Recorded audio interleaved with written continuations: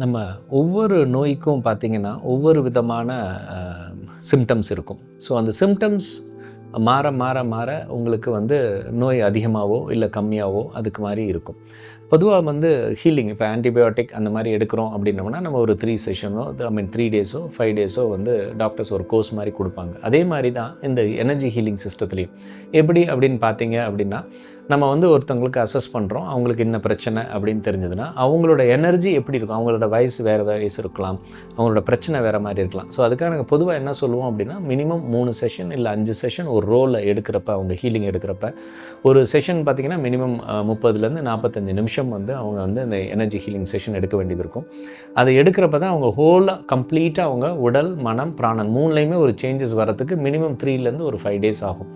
இதுலயே பொதுவா வந்து ஒரு 60லேருந்து 70% அவங்க பிரச்சனை தீர்றதுக்கு வாய்ப்பு இருக்கு.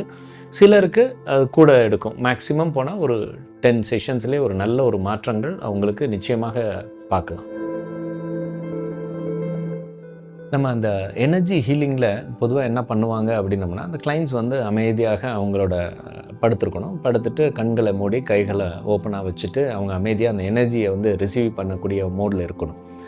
பட் என்னன்னா, சில பேர் வந்து நினச்சுவாங்க, நம்ம ஏதாவது மந்த்ரா சாண்ட் பண்ணணுமா? இல்ல ஏதாவது ஒரு தெய்வத்த நினச்சுக்கணுமா? அப்படின்னா, இந்த எனர்ஜி ஹீலிங்க பொறுத்தவரையும், இந்த டிபெட்டி எனர்ஜி ஹீலிங்க பொறுத்தவரையும், நீங்க எதுவுமே பண்ண வேண்டாம். அமைதியா இருந்தா போதும். முடிஞ்சா உங்க சுவாசத்த கவனிக்கலாம். இல்ல எனக்கு வந்து என்னோட இஷ்ட தெய்வத்த நினச்சுக்கணும் அப்படின்னா, நீங்க தாராளமா நினச்சுக்கலாம். அதனால எந்த ஒரு தடைகளோ எதுவுமே கிடையாது.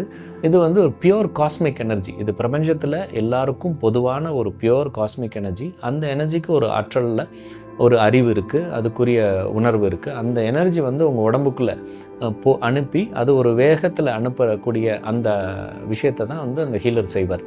அந்த ஹீலர் என்ன பண்ணுவாங்கன்னா, அந்த பிரபஞ்சத்தில இருக்கக்கூடிய ஆற்றல உங்களோட பிராண உடம்பு, உங்களோட ஆறால அவரு டைரக்ட் பண்ணுவார். அது பியூர்லி பிசிக்ஸ் அண்ட் சயன்ஸ் தான். அது பியூர்லி ஒரு மேத்ஸ் கால்குலேஷன் தான். இவ்வளோ வேகத்தில அத அனுப்பணும், இந்த இடத்துல அனுப்பணும் அப்படிங்கிறது. அந்த நேரத்தில நீங்க அமைதியா இருந்தா போதும். இல்ல சுவாசத்த கவனிக்கலாம். இல்ல உங்களோட இஷ்ட தெய்வத்த நீங்க ப்ரே பண்ணிக்கலாம். இல்ல உங்க மாஸ்டர்ஸ், இல்ல குருமார்கள நீங்க நினைச்சுக்கலாம். இல்ல அப்படின்னா ஆட்டோமேட்டிக்கா உங்களுக்கு தூக்கம் வந்துச்சுன்னா, அந்த ப்ராசஸ நீங்க அப்படியே கன்டின்யூ பண்ணலாம்.